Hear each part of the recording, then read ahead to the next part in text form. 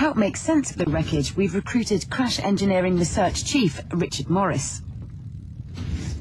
Now, Richard, I first have to say, this is your job, but to me, I'm always shocked by the amount of damage it's done. And this is just two cars at 35 miles an hour going head-to-head. And when this guy's just jammed in, there's no way we can get the door open or anything. No, I don't think in this particular test that there'll be any reasons to get the driver out, because I think he would be dead. We've had a catastrophic failure of the occupant cabin. It's just total overload there, and again the sill, another major structural part, and that's all just completely disintegrated. The area where his feet were is now roughly where the wheel is, so no, I don't think that would be survivable. But the torso seems to have gone out of the seatbelt even. The seatbelt hasn't held him. That's right, I think the seat has actually gone inboard, and that's why he's partly come out of the seatbelt.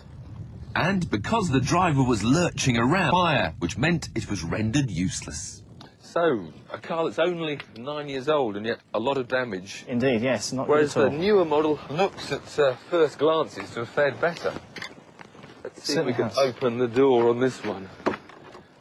No, that's still not going to budge, but looking inside, the driver's feet are still on the pedals, there's no intrusion of the steering wheel, but the airbag hasn't gone off, so that's wrong. Well, it depends on how the car has determined the severity of the impact. If we look at the front of the car, if I move these parts off here, you can see fairly intact.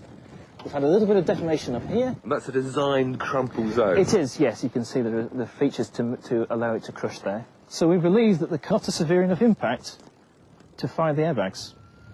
This high-speed footage shows how the red car comes to a much more abrupt stop, with the black car's wheels rolling for longer, indicating a gentler deceleration.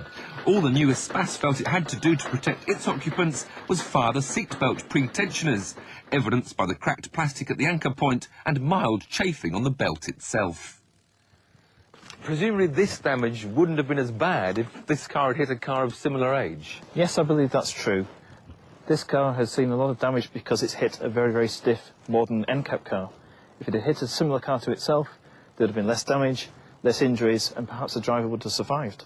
So, it really is a classic double-edged sword. Yes, I believe it is. And until we see more cars which are highly Euro NCAP star rated, then we'll see this problem as they hit the older cars.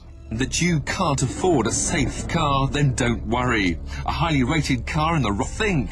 5-star cars start at around £5,500 for a second-hand Renault Laguna, and the whole that will stand a crash much better than that oh-so-10 Ion.